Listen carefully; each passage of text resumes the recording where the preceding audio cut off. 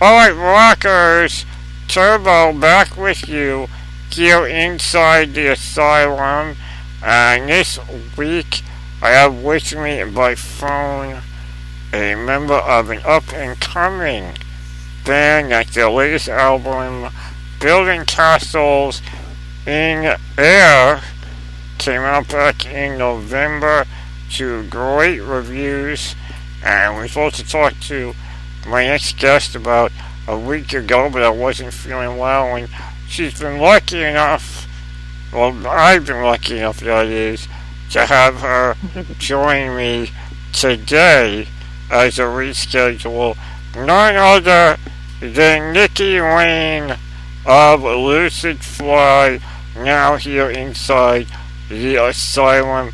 Nikki, thank you for joining me. Thank you for having me on. Looking forward to it. My pleasure.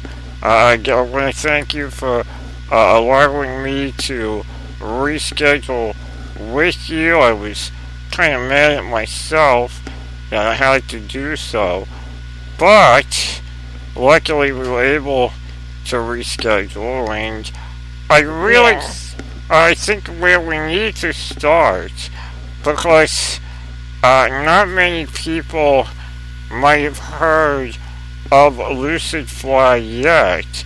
I think maybe the best place to start would be how you guys got started, because it is kind of a unique story on how you started in Orlando and then moved to California. Yeah. Yes. And actually today is 10 years since we relocated to LA, so it's a special day, which is cool. But Doug and I, the guitarist, met in Orlando. We formed the band back in 2000, so we've actually been plugging along with music for a long time. We've put out, a couple of EPs, but this is our first full-length album. We've always been a rock band, but we started out and, with member changes and whatnot, we kind of, our sound evolved. And in 2007, we relocated to LA to, pursue bigger opportunities out here. And we met up with our drummer, Aaron Ficca, who has been playing with us since 2007. So it's been really exciting and a lot of fun, and I just can't even believe that 10 years flies like in a heartbeat. Well, the old saying is, time flies when you're having fun and you enjoy what you're doing, and I guess that's proof to that very statement right there with the fact that you can't believe it's been so long. Yeah. We definitely do what we love. I think that's one of the most important things that, I can say is if you don't love it, do something different that you do love. So. Absolutely. Now, Orlando to California, we're talking two very, very different ends of the spectrum, not only as society, but in the music world. Not many people think of Orlando as a founding point for any major type of artist in any of music. Is that part of the reason that you guys decided 10 years ago it was the right move to go from Orlando to California? I mean, it's funny because actually Orlando does have a really great music scene, and there were a lot of bands, big bands actually, that came. There was a lot of boy bands too that got popular in Orlando, but Orlando has a really good rock and metal scene. But I think for us, it had nothing to do with that. I think we just needed to expand our horizons and find our sound, really, was what we were trying to do, and see where the music and just the opportunities would take us. So, I think Creed was I don't know if he was out of Orlando, but Florida did produce some pretty good, rock bands, even like Limp Bizkit and Rob Thomas. There were some big musicians there, so it was a great place for us to kind of get our feet wet and really, start the journey. I definitely wouldn't change it. No, of course, it was everyone's got their own beginning to their story, and I've never heard anyone ever say that they would change where it began because, well, if it didn't begin there, you wouldn't be where you are now. So, kind of, why would you change? Exactly. It definitely made us who we are. So. Sure. So now this is your first full-length album, Building Castles in Air, which came out back in November. You guys previously had put out 3 EPs. What was the process for you guys as a band going into doing a full album versus the EPs you did previously, and how much of a curve was it for you guys to adjust? Well, I think, in our minds, a band really defines itself by, having a full-length album. When you have EPs and that's all you're putting out, for one, it's harder to submit things to publications online because a lot of people are like, we only review full-length albums, and for us too, some of our favorite bands of all time, we associate that band with certain albums, and that was just the next natural progression for us. We didn't have, with Aaron, our drummer, we had done the Escape stage and also a Stasis. So for us, it was okay, we've been writing all these songs. We actually need to nail this down, and we tracked 14 songs actually, but we only ended up with 10 on this album. So there was a lot of rehearsing, a lot of arranging, and working out all the details and transitions, and we're all kind of perfectionists. So it took us a while. We started actually working on these songs in 2011. We started tracking them in 2014, and we released it in November of 2016. So you guys had a real nice long process to kind of adjust and really fine tune what you wanted to do for your first full-length album. Yeah, for sure. I think the other thing with this album is we did it, usually bands will go into a studio and you have an allotted amount of time, and you kind of have to have all your ducks in a row, and you got to get the music, the tracks laid down, and you have to hope that you got the best take and you captured the magic in that time. But this time, we have the opportunity to go to Oregon. Our drummer's dad has a studio there, so we spent 2 weeks in Oregon tracking the drums. And we actually also did a lot of the guitar at home in our home studio. And we worked with a co-producer on the bass. Our guitarist actually tracked the bass. So with vocals, we just took a lot of time getting the right tones, working with each instrument, and vocals, working on the harmonies, just trying to get everything the way we wanted it to how we wanted it to come out, which was awesome. Yeah, I mean, it's a stellar album. It's a very strong album from beginning to end, and it's as you said, there are 10 on there. And was it hard for you guys to get down from the 14 that you guys had recorded? Because I know oftentimes in the recording process, you'll have pieces of other songs that you don't get to, so they don't get recorded. And usually when you've got a certain amount recorded, bands more often than not will say, well, screw it, we recorded them, let's put them Yeah. out. What made you guys decide to trim it down to the 10? And was it hard to decide which four weren't going to make the cut? It was difficult to whittle it down a little bit. We still actually want to release the 4 songs at some point, hopefully. We only tracked really the drums, so we would still have to go back in and do the other instruments, like redo them. We did like scratch tracks on the vocals and guitar, but I think, well, I don't know. I think it was pretty obvious that which 10 songs needed to be on the album. I think financially we thought 10 songs would be better, especially for mixing and mastering. We had a crowdfunding campaign, too, which helped us to pay for the actual production of the album.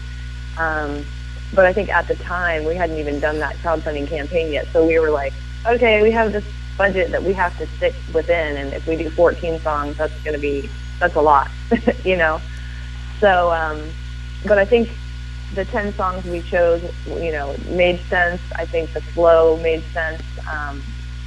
For us, it was kind of an easy choice, but we still want to release those other 4. Well, it does. Happen, but Yeah, it does leave you the opportunity, maybe to do an EP in between of those 4. Maybe yeah, you have a head start on your next album, or maybe a re-release with bonus tracks. It leaves you the opportunity to go back and do more at a later date. And I also want curious about the writing process. Is this a group process? Is this one of those, you write vocals, the guitar player does his? How do you guys come together in regards to the album when it came to getting everything together for the writing? yeah. All the songs, we don't have like a formula, I guess, for how we write the songs. But typically I do all the lyric and melodies.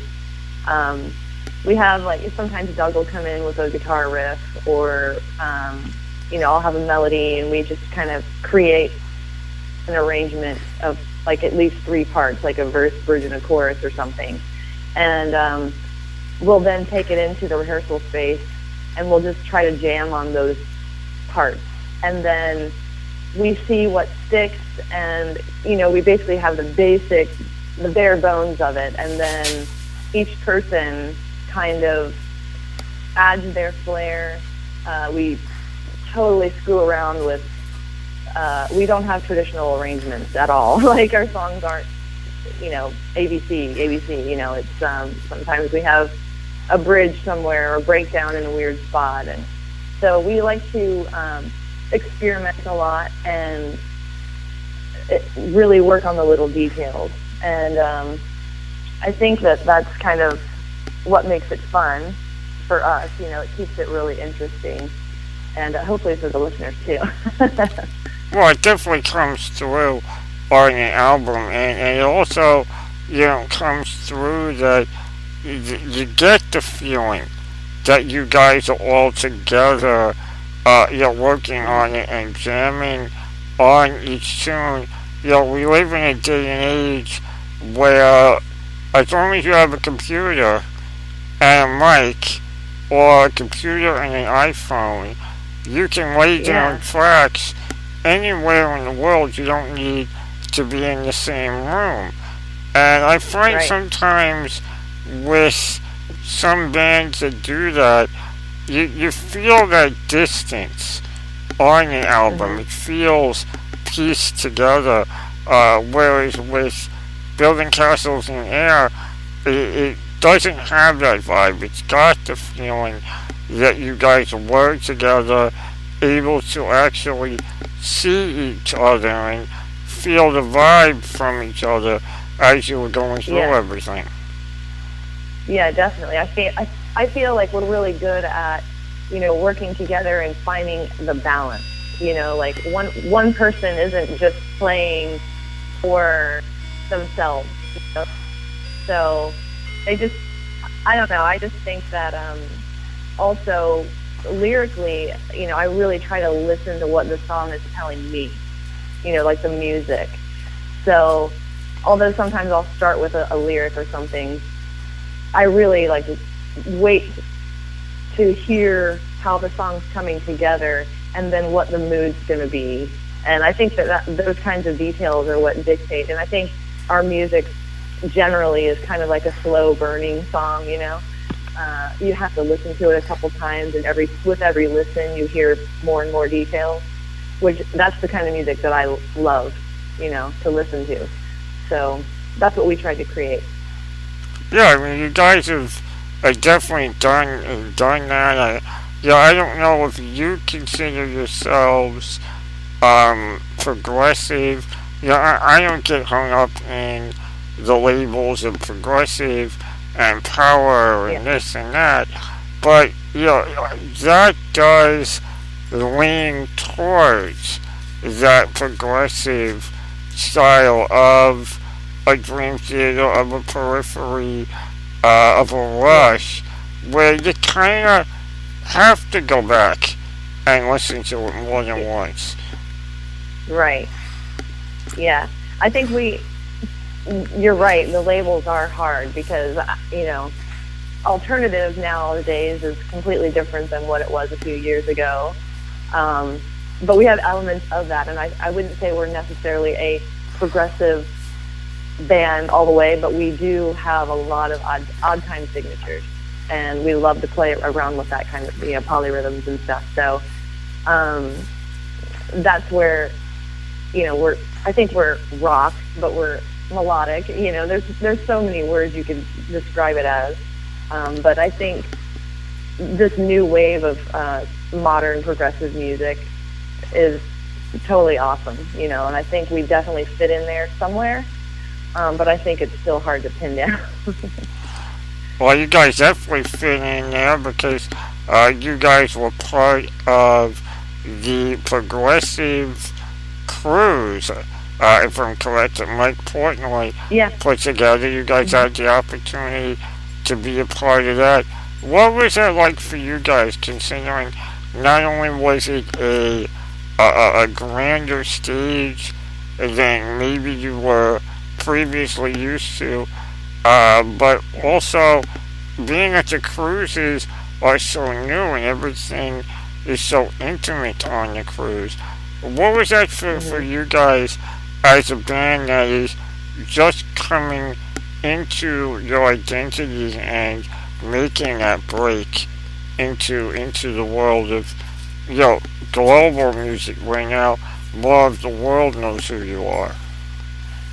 Yeah, that opportunity, that cruise was absolutely life-changing. You know, to be chosen by Mike Portnoy, you know, to be on one of the side stages alongside, you know, 17 other bands that are up and coming in the progressive. He really put together an amazing event. It was like the best vacation, you know, where the first person we ran into was Doug Pinnick from King's X. So, you know, I mean, you're like just in elevators, hanging out with people, you know, everybody's at the pool, chilling, you know, you go on little excursions, and some of your idols, like, you know, we had John Anderson from Yes was, you know, we sat next to him at dinner. You know, it was pretty surreal.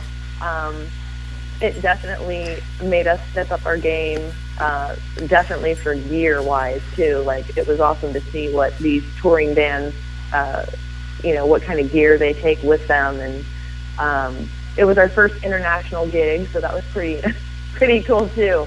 But it was just a life-changing, completely memorable. We still keep in touch with so many people, bands and people that were on the cruise, you know, today. So I would highly recommend it. I think it's like the best kind of vacation to take. But, you know, it is one of the newer things in rock and metal, and it does kind of go towards the community aspect. You know, everyone always refers to rock and metal as its own community. You can almost identify each other without even seeing what you're wearing. And these cruises really bring everyone together and give you a sense of closeness and really how tight we are as a community. Yeah, definitely. I mean, it's a brother sisterhood for sure. So you guys put out building castles in air back in November, and I'm sure you guys were waiting for the winter to get through and end. Are there any plans of touring on it for you guys in the near future? That is our goal. That is the next most obvious step. We have never performed these songs live out yet, so that's something that we're really looking forward to. We're really excited about it. We are diligently in the studio rehearsing, trying to, beef up our live show, and also trying to make sure that our live performance, sounds as good, if not better, than the recording, which is kind of challenging. Like a lot of bands will have this amazing recording, and then you go and check them out live, and you're like, oh, oh. So we don't want that to happen. We really want to try to capture what we did on the album. We're very proud of it. So we're just in the middle of working really hard. We're hoping to be out touring, I want to say by summer. That's what we're shooting for. So. Well, that is just really good. I mean, I know fans are anxious to see you guys live, and I'm sure you guys are just as anxious to get these new songs out there live. It's one thing to hear people's thoughts on recorded material. It's another thing to be up on the stage and see the reaction as you're doing it. And I'm sure you guys are very anxious to get that feedback. Definitely. I mean, we had so many people support the album with the crowdfunding campaign, and they were part of the journey. And we're, beside ourselves, like, we have to get out on stage, like, let's do this. So we can't wait to, definitely meet the fans, see what crowd reaction is, and, see how far we can go with this. Like, we don't have any expectations, but we're just hoping for the best, and excited about the future. So.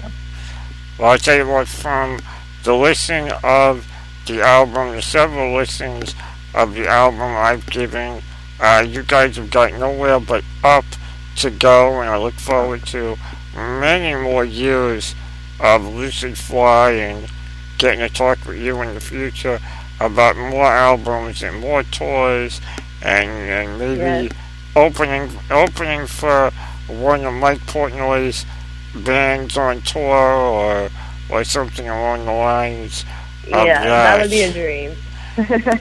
Is there one artist in particular? I mean, I know I mentioned Mike Portnoy, but is there one particular band or artist that you guys really get inspired by, that you would want to go out on tour with? It's hard for me to narrow that down. Like, we are absolute music lovers, so we're constantly coming across great bands, and a lot of our favorite bands are from Europe and Australia, actually. If we could play with, it's so hard. I would say Dead Letters Circus, who is a band from Australia.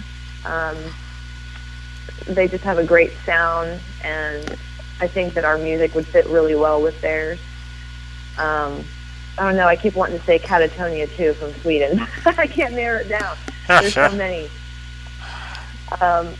We would just be grateful to be on tour with any amazing band, that we are inspired by, So, looking forward to that day. Very cool. Well, I look forward to hopefully having you guys run through the New York area. Everyone get ready. Lucid Fly, they're just getting started. Remember to get on board now so you can say you heard them way back when. Building castles Yeah. in air, available now wherever you buy your music. And Nikki, before I let you go, I got the album in front of me. I always like to have my guests pick out a track off of the album for everyone to hear. What would be your pick from the album? I would pick Paper Thin, Paper the Thin. last track on the album. Any Paper Thin. backstory on that one that you want to share? Paper Thin is kind of a story about,